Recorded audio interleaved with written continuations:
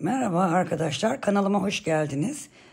Bugünkü çalışmamız bu yelek üzerine olacak. Yeleğimiz yaklaşık 1 yaş, 1,5 yaş, hatta bebeğe göre 2 yaşa da uygun olabilecek ölçülerde. Gayet güzel, zevkli bir örnek çalışmamız var. Buraya 3 tane model uyguladım. Buraya 4 tane model uyguladım. 4 ilik açtım. Kenarları bir sık iğne çalışmamız olacak. Onun dışında söylemek istediğim, arkası da bu şekilde. Onu da göstereyim. Gayet güzel. İp olarak Kartopu Baby One beyaz ipi kullandım. Şu mavi ip evde vardı. Nako Lüks Minnoş olması gerekiyor. Etiketi yoktu. Çünkü fazla sıra bu her bir örnek bir gidiş ve bir dönüşten oluştuğu için fazla ip gerektirmiyor. Onun için evdeki iplerden kullandım. Sizler de o şekilde artık iplerden de yapabilirsiniz bu renk kısmını. Şiş olarak 3 milimetrelik şiş kullandım sevgili arkadaşlar. 4 düğme iğne makas şeklinde çalışacağız. Şimdi hep birlikte yeleğimize başlayalım arkadaşlar. Evet, şimdi yeleğimize birlikte başlıyoruz. Ben ön çalışmayı yaptım arkadaşlar. 75 ilmek atarak 4 diş haroşa sırası ördüm. Şimdi burada bir ilik açacağız. 7 tane kenar haroşamız olacak. Bunu 3 tane haroşa ördüm, bir doladım. 2 ilmeği bir aldım. 6 ve 7 tane her iki tarafta, başta ve sonda kenar bandımız için haroşa ilmeğimiz olacak. Şimdi bu sırayı tamamen düz örüyoruz. Ben haroşaları düzden ördüğüm için tamamen düz örgü örelim. Arkayı da ters örgü örelim. Sonra sıra başına gelip birlikte devam edelim. Evet, tekrar sıra başındayız. Şimdi yine kenarda 7 tane haroşamızı örüyoruz. 5, 6 ve 7. Şimdi 2 tane düz örüyoruz. Bir tane doluyoruz. 2 düz, bir dola. 2 tane düz, bir dola. 2 tane düz, bir dola.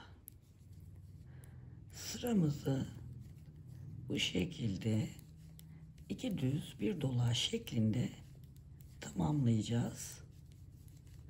Sonrasında arkayı haroşalar haricinde tamamen ters örgü örüp tekrar sıra başına gelelim. Tekrar sıra başındayız arkadaşlar. Yine 7 tane haroşamızı örüyoruz.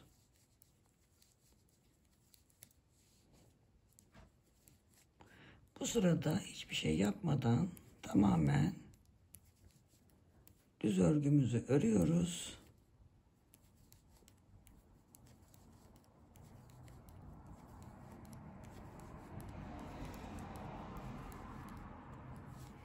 Arkada da yine haroşalarımızı öreceğiz kenarlarda.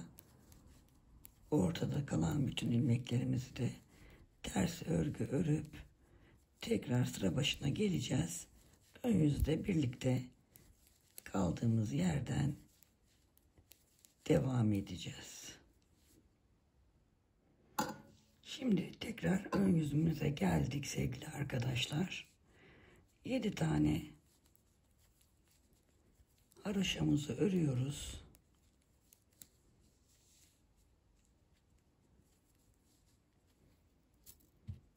Sonra renkli ipliğimizi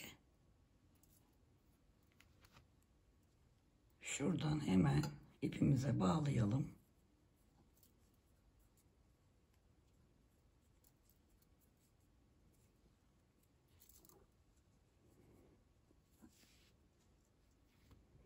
Şimdi renkli ipimizi kullanacağız. İpimizi kendimizden tarafa geçiriyoruz. Bir tane ters örüyoruz, bir tane örmeden alıyoruz. Bir tane ters örüyoruz, bir tane örmeden alıyoruz.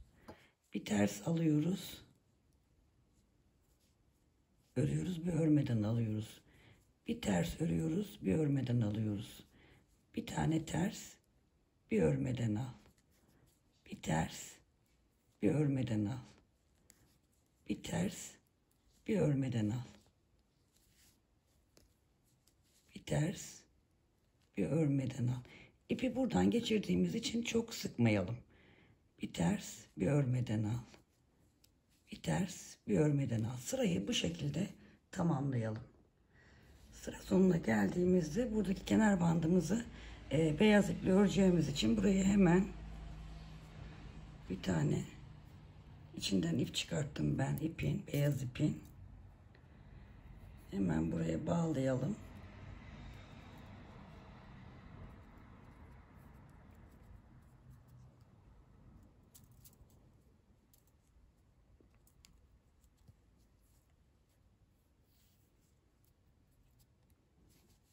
Kenardaki 7 haroşamızı da beyaz ipimizle örmeye devam edelim. Çeviriyoruz.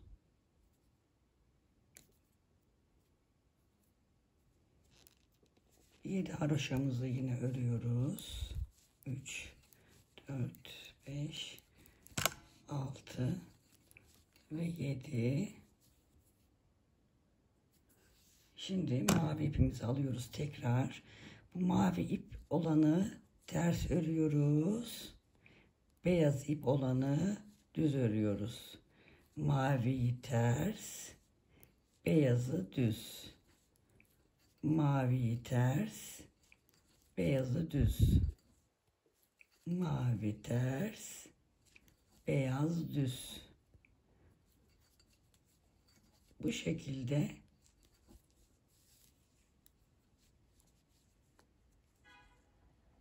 örgümüzü ön sırası bu şekilde sıramızı tamamlayacağız arkadaşlar. Evet, sıra başına geldik. Şimdi arkadaşlar şurada yaptığımız ilk düz sıradan itibaren bunu 3 kere daha tekrarlayalım. Sonra birlikte devam edelim.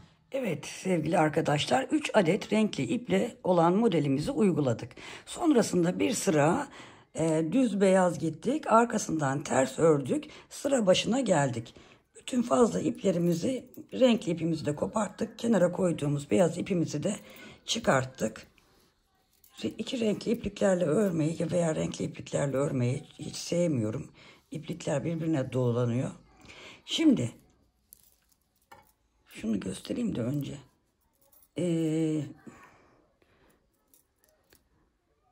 Tamamladıktan sonra ayrım yaptım. İşaretleyicilerimle 34 tane öne koydum. Bir tane ara için ilmek ayırdım. 42 tane kollara koydum. Yine bir tane ara için ilmek ayırdım. 59 tane arkaya koydum. Bir tane ara için ilmek. Yine 42 ve 34 olarak ayrımlarımı yaptım.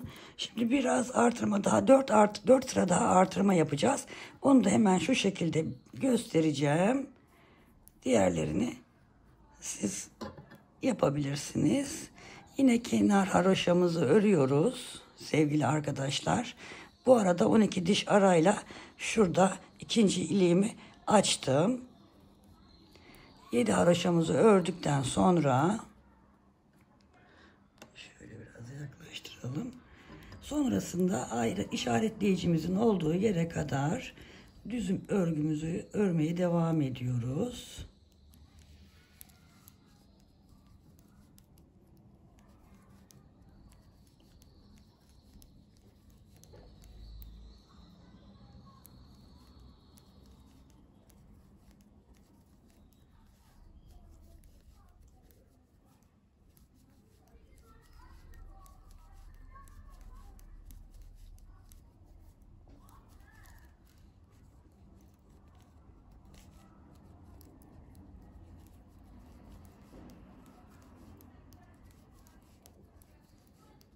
İşaretleyicimizin olduğu yere geldik. Hemen işaretleyicimizi çıkarıyoruz. Bir tane doluyoruz. Bir düz örüyoruz, bir doluyoruz. İşaretleyicimizi çıkarıyoruz. Arada bıraktığımız bir ilmeğin sağından ve solundan dolama yaparak artırma işlemi yapıyoruz. Şurada bir tane daha göstereceğim.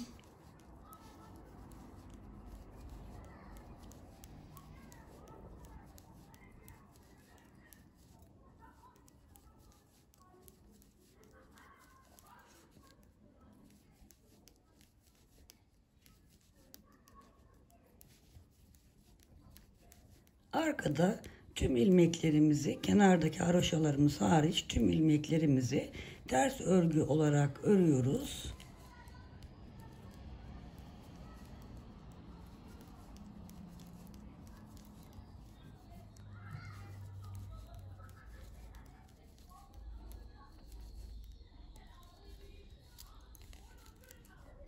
Evet, işaretleyicimizin olduğu yere geldik. İşaretleyicimizi çıkartıyoruz. Bir doluyoruz. Bir düz örüyoruz. İşaretleyicimizi çıkaralım. Bir tane daha dolayıp arka bedeni düz örmeye devam ediyoruz.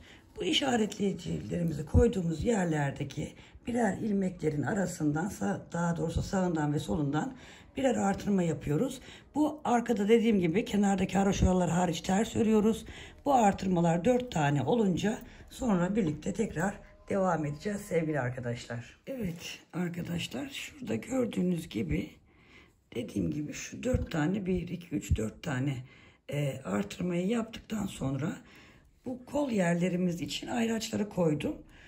Yine komple gidip öreceğiz. Sadece şu kol aralarını şu ajur iç taraftaki koldaki ajurlardan itibaren haroşa olarak şurayı öreceğiz. Diğer taraflarını düz örgü olarak öreceğiz. Her iki kolu haroşa olarak 4 sıra tamamladıktan sonra keseceğiz. Kolları çıkartacağız ve bedeni öreceğiz. Şimdi videoyu da fazla uzatmayacağım. 4 sıra kollar için haroşa öreceğim. Sonra keseceğim. Sonra bedeni öreceğim. Kol altındaki artırma yapmadan bedeni öreceğim. Sonra yeleğimizin alt ucunda tekrar şu modeli uygulayacağım. Modeli zaten anlattım size.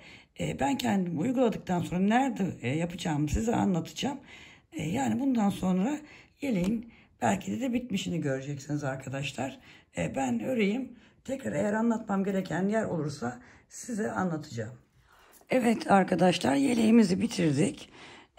Dediğim gibi bu alt tarafında da model uyguladım. O da şöyle hemen göstereyim. 4 tane ilik açtım. 4. ilikten sonra 1 2 diş haroşa ördükten sonra modeli burada kurdum. Model aralarında 2 düz sıra 2 ters sıra 4 sıra yani örgü ördükten sonra tekrar uyguladım. 1 2 3 4 tane model uyguladım. En sonunda da yine bir kere gittim geldim. Sonra 4 sıra haroşa sırası örerek yeleğimin etek çalışmasını da bitirdim. Sonrasında ipimi buradan bağlayarak kenarlarını sık iğne olarak bütün bedeni dolaştım. Kolun bir tanesini de yaptım sık iğne. Diğerini de size göstermek için beklettim. Birlikte yaparız diye. Hemen yakınlaştırayım. Şuradan takıyoruz. Sevgili arkadaşlar. Şuradan ipimize bir zincir attıktan sonra hemen şöyle tutalım. Bakın şurada gördüğümüz gözler var. O gözlere üstüne ip almadan batıyoruz. Bu ipi de arada bırakarak yürütüyoruz. Bakın şurası. Üstüne ip almadan batıyoruz. Normal sık iğne yapıyoruz sevgili hanımlar.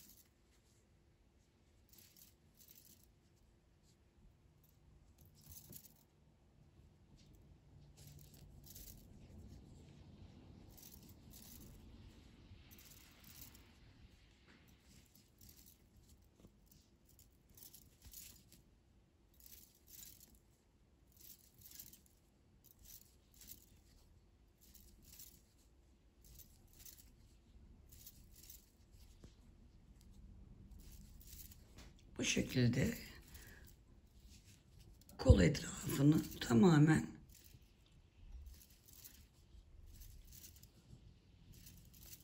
sık iğne olarak dönüyoruz.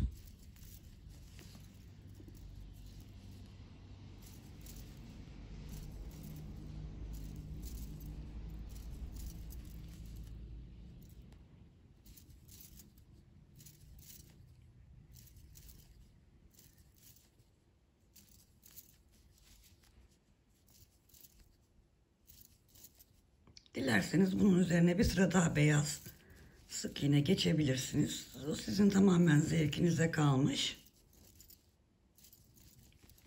Mesela ben 4 tane ilik çalışması yaptım. İstersen 5. ilikte açılabilecek mesafe vardı, fakat ben 4 tane yapmayı tercih ettim. Sizler 5.'yi de açabilirsiniz.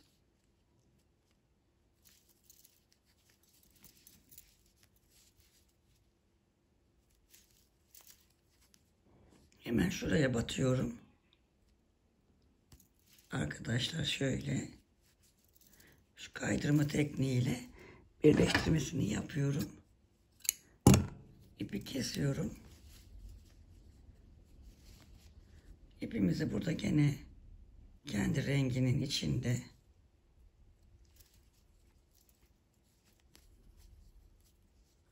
şöyle birkaç yerde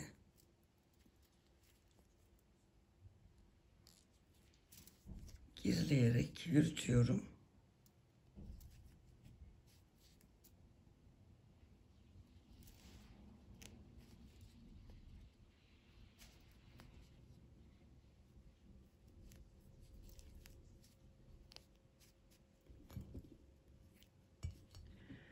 Fazlasını keselim. Şurada yürüttüğümüz ipin de şöyle düzelttikten sonra onun da fazlasını keselim. Şöyle baktığımızda evet, iki kolunu da tamamlamış olduk. Şunu da ilikleyelim. Ha, şurayı dedim ben size. İsterseniz şurada bir tane daha ilik açabilirsiniz. Ben böyle 4 tane açtım. Evet, güzel bir çalışma oldu arkadaşlar. Yine söyleyeceğim. Her zamanki gibi. Lütfen kanalıma abone olmayı unutmayın. Beğeni ve yorumlarınızı eksik etmeyin. Bir sonraki videoda görüşmek üzere. Sevgiyle kalın. Hoşça kalın arkadaşlar.